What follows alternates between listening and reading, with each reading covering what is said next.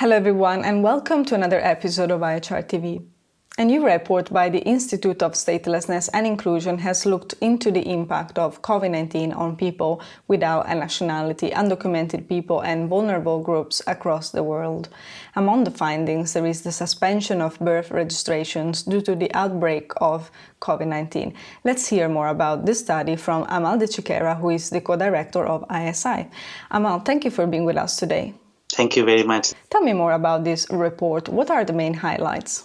So when the pandemic started taking root and we realized that it's going to have a deep and long-term and fundamental impact on our lives and on the lives of people around the world, we at ISI started looking at how we can reimagine and adapt our existing work and our existing programs. One of the things that we have contributed is an impact report on statelessness in the time of a global pandemic.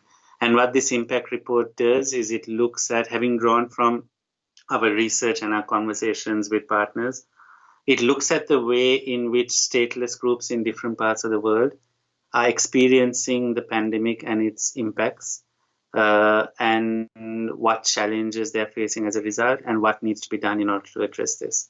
And what we found is that there are various patterns. The challenges in terms of access to livelihoods and the very survival of stateless communities is something that's being faced in various parts of the world. Hate speech, discrimination, xenophobia, and racism, and similarly gender discrimination and the impact of patriarchal systems on women in particular, but children as well. Is another kind of issue that we've been looking at.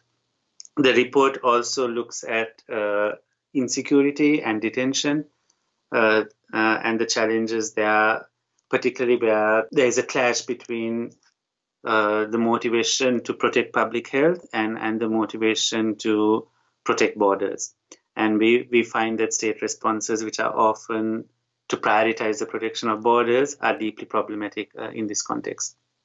The report also looks at new risks of statelessness that are emerging as a result of the pandemic.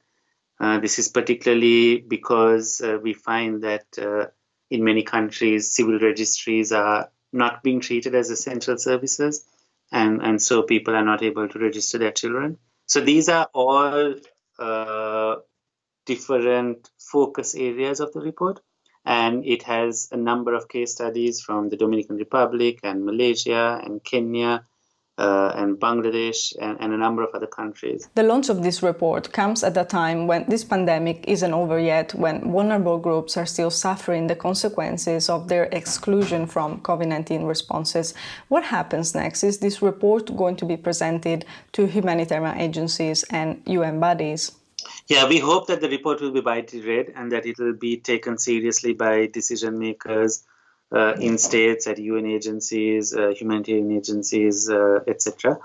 And we remain open and available to engage with anyone who wants to learn more about the way in which stateless people and stateless communities are being impacted. In parallel with the launch of the report, we're also launching our longer-term COVID-19 response.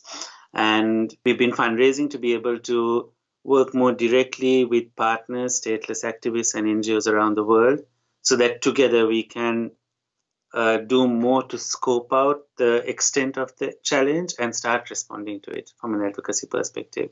And this includes advocacy to raise these issues with humanitarian actors who would be better placed to provide direct relief to stateless communities. So our engagement on statelessness and COVID-19 is going to be ongoing for the foreseeable future, also with this fundraising effort and the establishment of a fund. And we hope that together with our partners around the world, we will be able to raise the profile of the issue and draw attention to the millions of people who are being left behind because they are stateless. The report you have just launched has found that birth registrations have been suspended in some countries due to the outbreak of coronavirus. What are the implications of this suspension? So where we have seen either a halting or a limitation of civil registries, the impact can be very significant, and we may not actually start to feel the impact until a few years down the line. But the impact is always going to be greater for people who belong to minority communities, whose belonging is anyway questioned. And these include nomadic populations, nomadic groups, those who live on border areas, those who belong to an ethnic or religious or linguistic minority, and those of a migrant heritage. And if you belong to the majority and you don't have documents, it's often addressed by the authorities as, here is someone who doesn't have documents, we need to give them their documents. But if you belong to a minority, or if you belong to a group who's not considered to be part of the country, then the authorities tend to approach it differently. And it tends to be, you don't have documents, we don't believe you're from here. And so that completely changes the experience that someone has with the authorities. So when registries are not functioning fully, or when their operations are halted, the impact is going to be disproportionately felt by stateless groups and groups who are more likely to be excluded. Where have you recorded these cases? There are a few countries where we've already heard that this is happening. For example, in Bangladesh, civil registration is not regarded as essential, and this is having an impact on the way civil registration is being carried out.